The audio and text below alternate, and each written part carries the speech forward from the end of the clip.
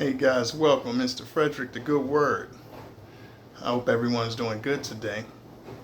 I have a very good concept that I want to share with you guys today. I think it's going to be very enlightening, something that can provoke growth for your mind, food for thought. People talk about manifestation. People talk about creation. How do we manifest? And my mind was really just turning, and I thought about it, and I said, if we believe in God, think about it. We are creating, yes, we're creating through our actions and such, or you can call it manifestation. But at the end of the day, what's really happening is we are dealing with what we currently have and going from there. So that's influencing our thoughts. So if we know He creates all, our situation is created from the Lord. So what I have, guys, is what I've come up with is your present creates the path which powers your passion and purpose. Okay? So hold on, guys. Stick with me here. Stick with me. I know you're going to say, what are you talking about with all of this? But, I always say desires are the quote by Al-Ghazali. I can't remember how to pronounce his name. I don't want to really, but he was a Middle Eastern philosopher. But you'll check out the quote. But it's your desires. How's it go? Your desires make slaves out of kings. Patience makes kings out of slaves. But if you somewhat think with that or tweak with that concept, think about it. You're currently living in your certain situation, and you have to create from that. I say when you're manifesting and saying, okay, I want to go from A to B. I want this house. I want this car. I desire this. I think one of the flaws in that is finding the purpose, passion, power, path in what you currently have. Because that is what you are existing in for a reason. So when you take it from that perspective, think about it. Staying in the moment has power in it. It's solutions, it's purpose, it's things you need to find out about that reality that you're currently in. It's things that you need to acknowledge. It's things that you need to take care of. It's almost as if fears. If you say, okay, well, I'm going to ignore this fear. I'm going to self-actualize. I don't see this fear. I'm going to take it and I'm ignore it. The fear is still there. It doesn't make the fear go away. Whereas if you face the fear and you say, let me find out what's the root of this fear. Okay, like the shadow concept. Okay, let me find out where's this fear coming from. Now you're on a path to grow, which can present you with a passion, okay, which empowers you ultimately and gives you a purpose, because you're not ignoring and trying to manifest over the fear. You're going directly into the fear. So in actuality, what we have now, that is the power in the present. When we live from what we want in the future, then we also can get skewed off of what people have told us that we should desire. Oh, I need a car. Is that your real thought that you need that car? Or is that what society paints of status? Is it really efficient for you to have that car? Or is that something that is going to impress other people? Or they told you that you need this in order to be perceived a certain way? It's just like in Japan, okay? You have one of the most peaceful societies in the world. Crime, don't even have guns, people aren't allowed, and you have a very low crime rate. Very peaceful society for most, for modern world. Now, but at the same time, you have a whole forest where kids go and unalive themselves because, knocked over my tea. But kids go to take themselves out due to them having expectations from their parents. Now think about that. That's not their desires. That's the desires of their parents. So think about that. If they went off of their desires, they would not do that. But the fact that their parents want them to be in these positions, what is the motivational factor for them taking that action against themselves? Okay, so that's another thing. When you are going into manifestation, you have to look into why you want to manifest that. A lot of times people aren't manifesting what they're manifesting because of their own desires or because what they have a passion for. It's because of expectations of others.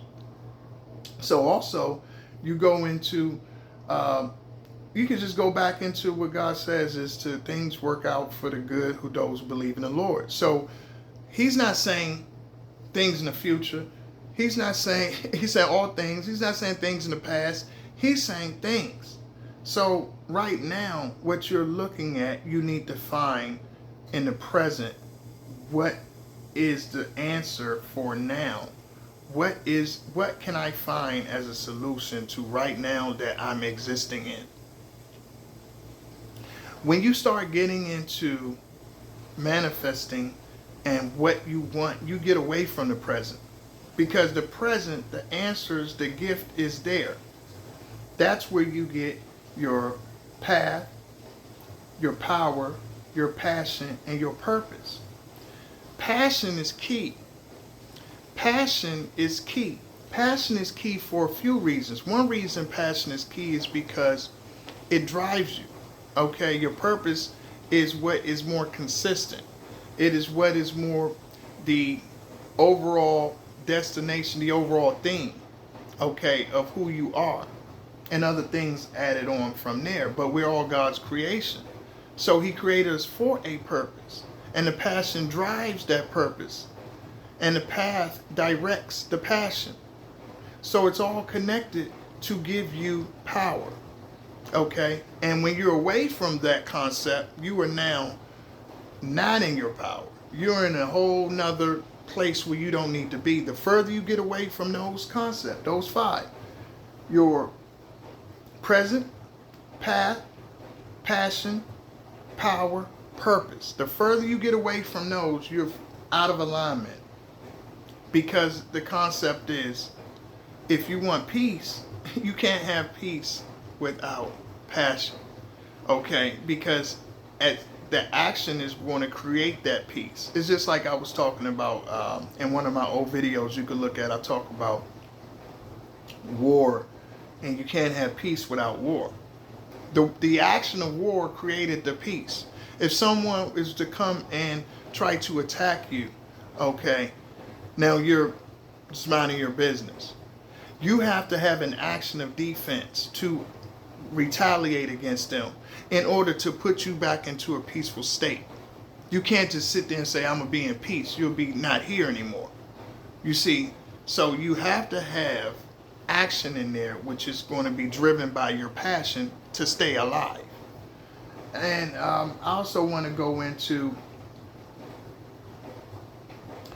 when you start going into your manifestation and that thought process, you're getting away from your instincts. Okay, your instincts, your gut, which is ultimately God. When you start going into more of your mind, you're going into logic, your ego. And you can be tricked by people then. People can trick your mind, okay? They can't trick your instincts and your gut, your intuition. They can't trick that. You know, that's why they say energy never lies. You know when something doesn't feel right. That's confirmation. You know when something doesn't feel right. And a person could be telling you, oh yeah, sure, I like you. Oh yeah, sure, I'd love for you to come on by. And it's just something in your gut saying, no. Something ain't right. I don't feel. They're smiling. They're doing all of that. We've all been in that situation, family. We've all been in a situation in our lives where people was telling us one thing, but it's like the old OJ song. Your mind is here with me, but your body's here with me, but your mind is on the other side of town. It's just that gut feeling you can't deny. You're like, we've all been there. If you lived enough life, you've had a partner, mate, whatever, and you were around them and you're like, something's off. I don't know what it is. I've been around you before, but something feels different. And the person has been cheating. They've been with somebody else. And they're not saying anything, but you can feel the energy of them. They have a different presence about them. Their presence is saying it's just something off. It's something that's not there, and that's whatever energy they left with the other individual. Okay, and if you have to be very perceptive to pick it up, but that never lies. Now they could be telling you, oh no, I never did. They could be telling you whatever they want to tell you, but it's a lie, and you know it's a lie. So are you going to act off of what they tell you, or are you going to act off what you feel? And this is a reason I know in my life where, where I had a hard time necessarily being faithful, because I could tell. If I can tell, I'm always going to go with my gut, and I'm never going to be faithful to somebody like that. It's worked out for me, to be honest, because I've never been wrong. But also, you got to think of it like this: inventions. When we look at inventions don't come about from just eurekas. They come about from looking at your present reality. The invention is coming about from looking at what you currently have around you and saying, wow, whoa, I just spilled this. I need something to clean it up. What type of material should I use? What type of article, what type of instrument should I use to clean this spill up? And that's where the invention comes from. It comes from necessity. It comes from a need. So God created the situation. He creates the idea and the invention. All of them, God's over all of that. Okay? Creates everything. So, but it's coming from you being in your present state of having that spill. That spill created the invention. So that's where you need to stay in the reality of the present, because that is your power. That is your passion to clean it up. And you could use this concept any kind of way you want to, but it all comes back to giving power to your present and understanding that true manifestation cannot really exclude the present. Because why are you manifesting this? What is your reason for desiring whatever you're trying to get? But when you skip over the present and your current reality, you are now doing yourself a disservice, because you're moving away from God. You're moving further away from God when you just say, I want to manifest this. You are now becoming God.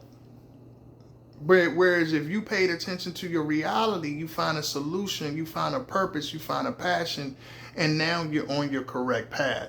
Instead of just saying, hey, I want to go fly in a circus.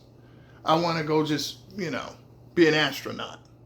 Instead of looking at what you currently have and giving respect to, because ultimately that is what made you you. Your situations that you have been exposed to, the realities in time that you have experienced makes you who you are. What they say, we're made up of our experiences, our past, and our biology. Those are the things that make people up.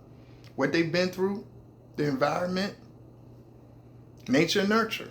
That's the facts of reality. Okay, so when you stay in that concept, you have to look at your current reality to find your purpose, your passion, your path.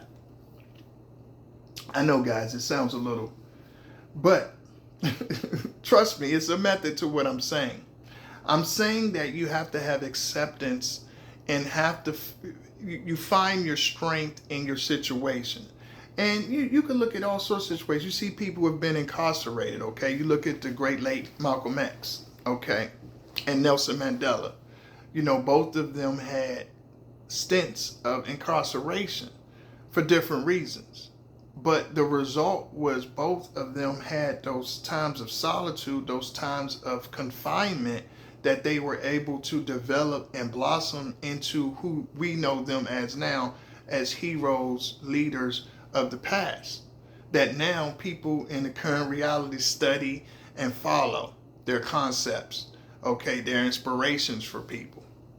All because of those current realities that forged who they ultimately ended up being.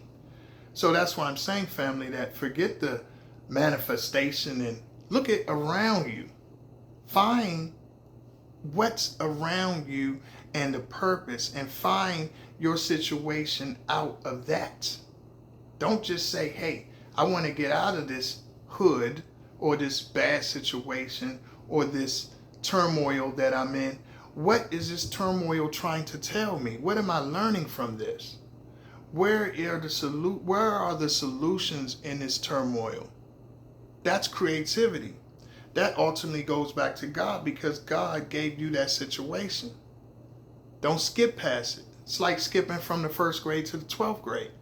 Concentrate on the first grade and learning how to write, learning how to do your addition, your subtraction. Concentrate on that. Don't just go right to calculus. Okay, because when you go into the calculus, there's so many steps that you needed to learn in the second, third, fourth, fifth, sixth, seventh grade.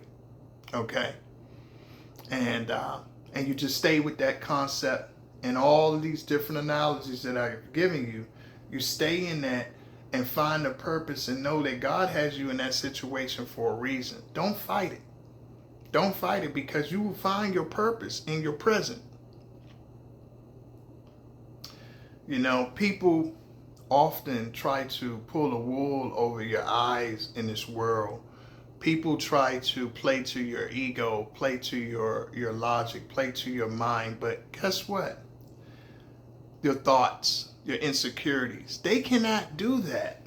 Family, people cannot do that when you look at the present and look at the reality of their actions right now. When someone says, oh, honey, where were you? I was da da da da da. They give you all these stories about where they were. But that goes back to the old Boomerang movie, where Tony Braxton's song comes on when Eddie Murphy came in late, and Halle Berry was, hey, you know, she said, love should have brought your ass home last night. Okay? So he gave her whatever story he gave her, but in the end, love should have brought him home. She paid attention to the fact he was not there. Forget all the stories they're giving you. You weren't where you were supposed to be last night. And when you concentrate on that, you find your answer. Because again, people will try to trick your mind.